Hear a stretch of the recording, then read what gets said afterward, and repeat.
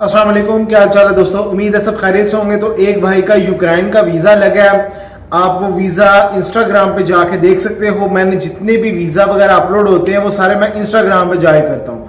Description में Instagram का ID मिल जाएगा मेरा। जितने भी वीज़ा लगते हैं हमारे जो अच्छे वीज़ा होते हैं लाइक यूक्रेन वगैरह किसी सही कंट्री का, तो हम उसका सारा अपलोड करते हैं इंस्टाग्राम पे।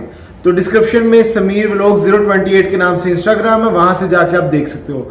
अब मैं पहले बता दूं, एक भाई जिनको वीजा मिला है यूक्रेन का, वो किस तरीके से मिला, कौन से डॉक्यूमेंट्स लगे थे, और कुछ रिफ्यूजल के ऊपर बात करूंगा। यूक्रेन की अक्सर रिफ्यूजल भी लगती है, वो किस बिना पर लगती है।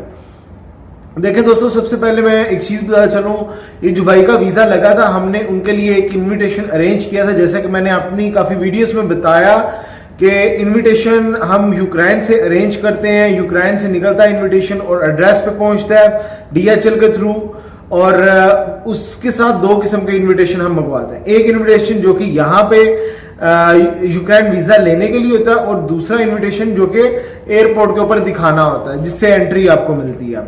अच्छा, अब इनके डॉक्यूमेंट्स में इनकी मैं स्टेटमेंट बता दूं, तकरीबन 25,000 दरम तक के करीब इसकी बैंक स्टेटमेंट थी। 23-24-20 से अबव थी, तो 20 से अबव बैंक स्टेटमेंट। और इनका थोड़ा बहुत ट्रैवल था, एक दो कंट्रीज का, चाइना वगैरह का ट्रैवल था इनका, कुछ कंट्रीज का, और कुछ खास कंट्रीज नहीं थे इंक्लूड, और बस एक चाइना स्ट्रॉन्ग वीजा लगा हुआ था। अच्छा, उसके बाद इनका यही hotel booking, flight reservation, travel insurance, ये जब आता है उसी के अंदर सारा इंक्लूड होता है जब यूक्रेन की फाइल बनती है। अच्छा, उसके बाद तकरीबन 12 से 15 दिन इनके लगे थे वीजा आने में। तो फ्रेंड्स, यही डॉक्यूमेंट्स होते हैं, ये आपको ट्रैक भी कर सकते हो एप्लीकेशन वगैरह कि कहाँ तक इनकी एप्लीकेशन पहुंची है। VFS ग्लोबल में आपने सबमिट करवाना होता है, वाफी मॉल में दुबई में। तो पाकिस्तानियों के लिए जो फीस है यूक्रेन वीजा की, जो एम्बेसी VFS ग्लोबल लेती है, आपसे चार्ज करती है, वो 619 दरम ये एक चार्ज होते हैं। और नंबर सेकंड 160 दरम ये आपको कोरियर के फीस चार्ज करते हैं। 619 और 160, ये दो फीस वहां से आपसे चार्ज की जाएंगी, आपके कार्ड से कटेगी।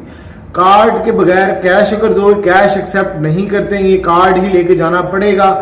तो कार्ड के थ्रू कटिंग हो जाएगी, और 12 से 15 दिन में ये आपको यूक्रेन की तरफ से आंसर आ जाएगा।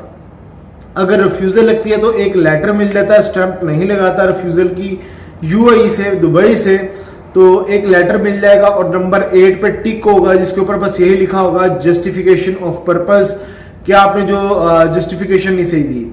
अगर यूक्रेन का रिफ्यूज हो जाए, या फिर आपका रिफ्यूज हो जाए क्रोएशिया का, या फिर आपका रिफ्यूज हो जाए साइप्रस का, तो इसी चीज के ऊपर टिक लगता है एक।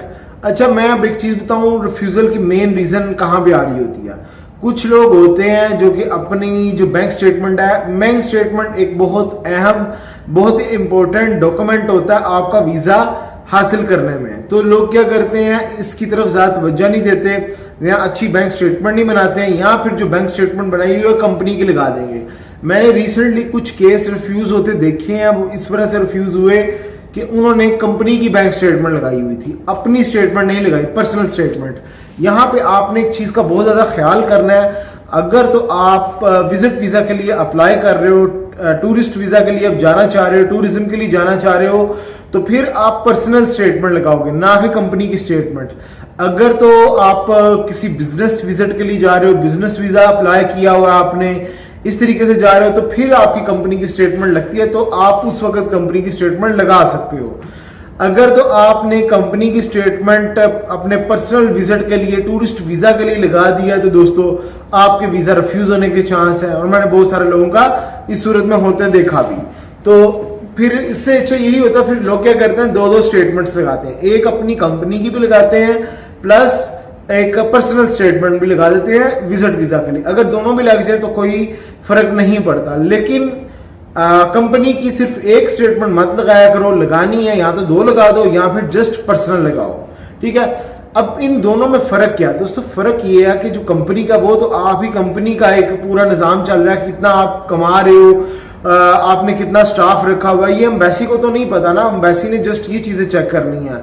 तो इस वजह से वो उसको क्लियर नहीं हो पाता आपकी इनकम वगैरह। जो पर्सनल स्टेटमेंट होती है उसके अंदर पता है यार बंदा एक जॉब तो कर रहा है, एक बिजनेस तो कर रहा है, लेकिन साथ में उसकी पर्सनल भी चल रही है, यानी कि ये उसकी सेविंग आ रही है और मंथली खर्चा इतना और इतना बच रहा है। तो यहां से कोई भी एम्बेसी अंदाजा लगा के आपको वीजा देती है। ये चीज होती है दोस्तों। और एक और चीज है मेन, अक्सर लोग क्या करते हैं फर्स्ट टाइम ही तकरीबन साल का वीजा अप्लाई कर देते हैं, क्योंकि इनके पास ऑप्शन होती है आपने कितनी देर का वीजा अप्लाई करना है। 7 दिन का वीजा करना है, 10 दिन, 14 दिन, 21 दिन, महीने का, इस तरीके से आप सबमिट करवा सकते हो अपना। और कुछ लोग फर्स्ट टाइम 1 ईयर का अप्लाई करने से आपका वीजा रिफ्यूज हो जाता है, क्योंकि 1 ईयर का मतलब ये है कि आप वहां पे जाकर टीआरसी, जो अगर आप विजिट वीजा पे जाते हो किसी भी स्टेटस पे यूक्रेन में जाते हो, टीआरसी बनवाते हो 1 ईयर की, यानी कि अगर आपने वीजा ले लिया का फर्स्ट टाइम वीजा अप्लाई कर रहे होते हैं बगैर यूक्रेन ट्रैवल किए हुए, तो उनका रिफ्यूजल लगती है। मैंने बहुत सारे लोग ऐसे भी देखे दोस्तों जिन्होंने एक बार यूक्रेन ट्रैवल भी किया था, मेरे फ्रेंड्स हैं जिन्होंने एक बार यूक्रेन ट्रैवल किया, आके दोबारा उन्होंने 1 ईयर मल्टीपल एंट्री का वीजा लेने की कोशिश की, दोबारा फिर रिफ्यूजल लगी उनकी। हालांकि वो विजिट करके आए हैं, फिर उन्होंने अगेन अप्लाई किया, वही टूरिस्ट वीजा किया, कुछ दिन का 14 दिन का अप्लाई किया, उनको वीजा मिल गया। तो 1 year multiple entry visa first time में आप अप्लाई कभी मत करो।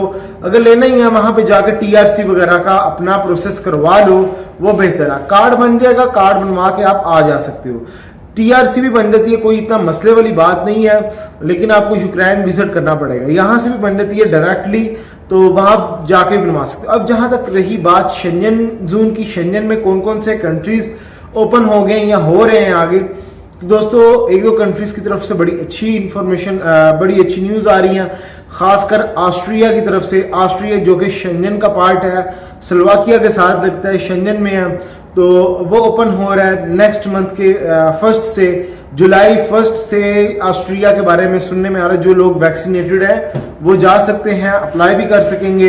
इसी तरह नेक्स्ट मंथ के मिड या लास्ट तक पूरा शेंजन और काफी कंट्रीज रिज्यूम हो जाएंगे। इस मंथ के लास्ट में आज या कल से जो है स्विट्जरलैंड भी ओपन हो रहा है। स्विट्जरलैंड भी ऑलरेडी रिज्यूम हो चुका है, 28 आज रिज्यूम हो गया स्विट्जरलैंड भी।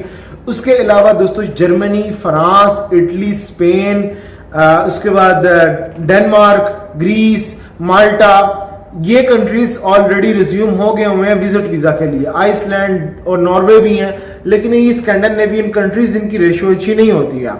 बाकी स्पेन हो गया, इटली हो गया, ये कंट्रीज हैं जो वीजा देते भी हैं। जर्मनी हो गया। अब वेरी नेक्स्ट जो ज्यादा लोगों का ध्यान है नीदरलैंड्स की तरफ। नीदरलैंड्स भी नेक्स्ट मंथ के मिड या लास्ट तक ओपन हो जाएगा, रिज्यूम हो जाएगा। लेकिन दोस्तों मैं एक चीज बताना चलूं, नीदरलैंड्स के लिए 6 मंथ की बैंक स्टेटमेंट रिक्वायर्ड होती है। जर्मनी हो गया या फिर स्पेन हो गया, ये कंट्रीज 3 मंथ की बैंक स्टेटमेंट मांगते हैं, नीदरलैंड्स के लिए 6 मंथ की चाहिए होती है। आप स्टेटमेंट की तरफ फोकस करें, जैसे ही ओपन होता है अपॉइंटमेंट उठाएं। अपॉइंटमेंट की जहां तक बात रही, अपॉइंटमेंट इतनी आसानी से भी जल्दी नहीं मिल रही है। अपॉइंटमेंट का बहुत इशू चल रहा है, कुछ अपॉइंटमेंट तो अगस्त सितंबर में जाके मिल रही है शेंजन की, और कुछ तो स्लॉट ही शो नहीं कर रहा ना। तो आपको इस चीज को बहुत ज्यादा ख्याल करना है। जैसे ही अब नेक्स्ट ओपन होता है, जैसे ही अपॉइंटमेंट मिले फौरन अपॉइंटमेंट आप बुक करो और वीजा अप्लाई करो। डिस्क्रिप्शन में मेरे ऑफिस का एड्रेस भी मिल जाएगा, मेरा कॉलिंग नंबर भी मिल जाएगा, आप डायरेक्ट कॉल कर सकते हो, मेरे ऑफिस आ सकते हो। नेक्स्ट वीडियो में मिलेंगे नए टॉपिक पे। ख्याल रखिए अपना, देखिए।